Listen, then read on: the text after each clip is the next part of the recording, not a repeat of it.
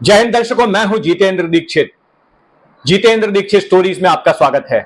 दर्शकों, आज मैं आपको एक ऐसे शख्स की कहानी सुनाने जा रहा हूं जिसका नाम सुनकर 90 के दशक में राजनेताओं की हवा टाइट हो जाया करती थी, जिनसे राजनेता कांपते थे, जिनकी कभी राजनेताओं से जमी नहीं, लेकिन जो लगातार 90 के दशक में खबरों में रहते थे, सुर्खियों में रहते थे।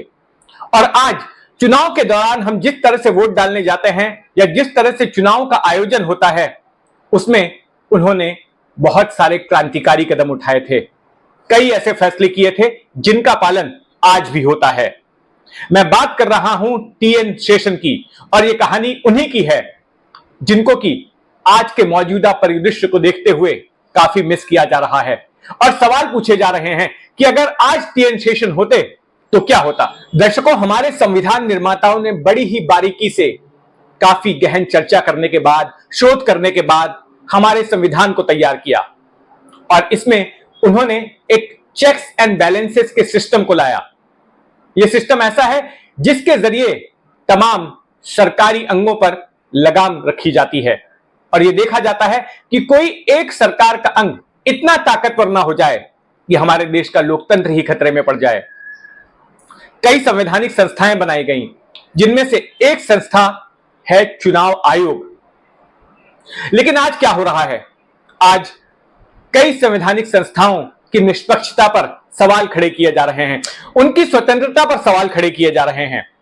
चाहे वो गवर्नर का पद हो, चाहे वो विधानसभा के स्पीकर का पद हो, या फिर चुनाव आयुक्त का पद हो।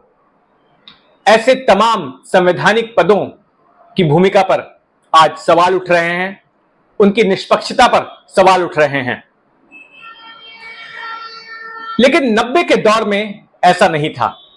90 के दौर में चुनाव आयोग बेहद पावरफुल था, और जैसा कि कहते हैं, कोई संस्था या संगठन तब ताकतवर होती है जब उसके पास में प्रबल नेतृत्व हो, और उन दिनों में चुनाव आयोग के पास ऐसा ही एक नेतृत्व था, टीएन शेषन के रूप में। तो कौन थे टीएन शेषन, जिन्होंने की भारतीय चुनाव प्रक्रिया में एक क्रांति ला दी थी और जिनकी वजह से राजनेता खौफ खाते थे? टीएन शेषन का पूरा नाम तिन्नेलाई नारायणन अय्यर शेषन है। उनका जन्म 15 दिसंबर 1932 को तमिलनाडु के एक गांव में हुआ था।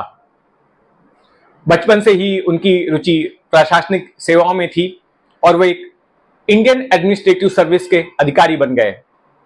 और शुरुआत में वे तमिलनाडु सरकार के साथ काम करते थे, और तमिलनाडु सरकार में वे कृषि और औद्योगिक सेक्रेटरी के पद पर नियुक्त हुए। लेकिन उनकी तमिलनाडु के तत्कालीन मुख्यमंत्री के साथ में नहीं जमी। इसके बाद उन्होंने अपने पद से इस्तीफा दे दिया और फिर केंद्र की प्रशासनिक सेवाओं में आ गए, जहां पर वो अलग अलग पदों पर रहे। उन्हें पर्यावरण सेक्रेटरी भी बनाया गया, लेकिन यहां भी उनकी राजनेताओं से नहीं जमी। चाहे वो टिहरी बांध का मामला हो या फिर गुजरात के सरदार सरोवर परियोजना का मामला, उन्होंने इन दोनों ही परियोजनाओं का विरोध किया, क्योंकि उन्हें लगता था कि इनसे पर्यावरण को नुकसान पहुंच सकता है।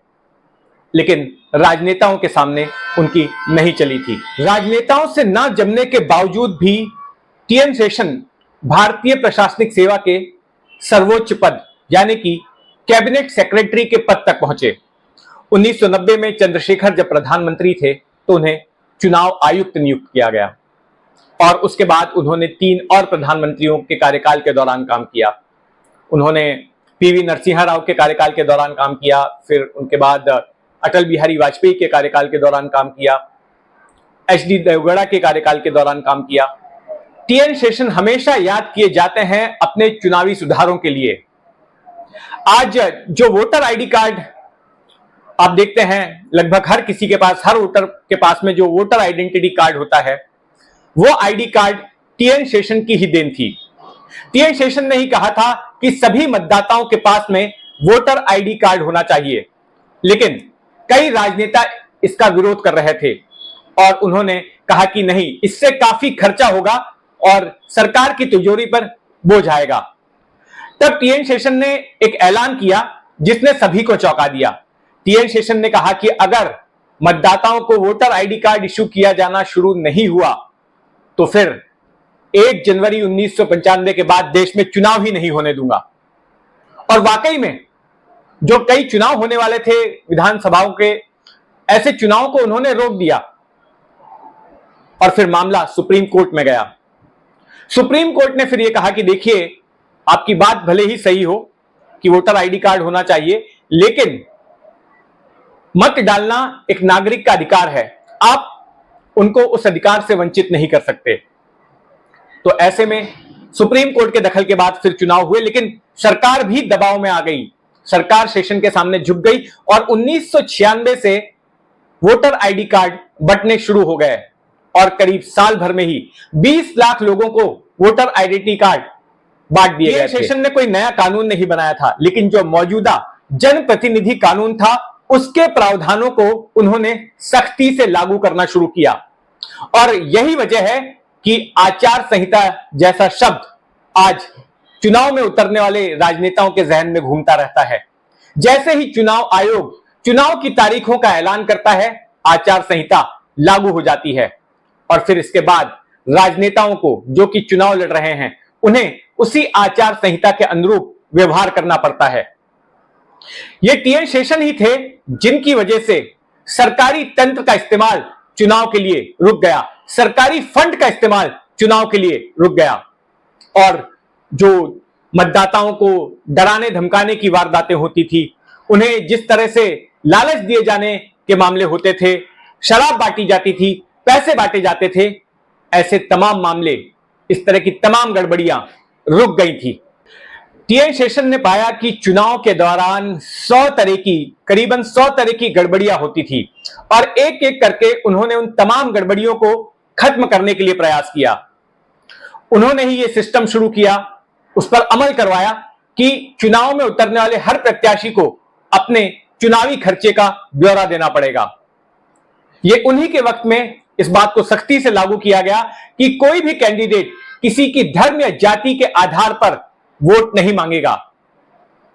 उन्होंने ही इस बात पर पाबंदी लगाई थी, उस पाबंदी पर अमल करवाया था कि किसी भी धर्मस्थल का इस्तेमाल चुनाव प्रचार के लिए नहीं होगा और चुनाव प्रचार के दौरान ज्यादा शोर शराबा भी नहीं होना चाहिए।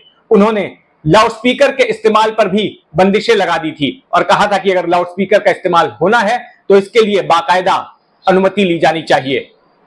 1992 में तो टीएन शेषन ने कमाल ही कर दिया। चुनावी गड़बड़ियों को देखते हुए उन्होंने पंजाब और बिहार के इलेक्शंस ही रद्द कर दिए।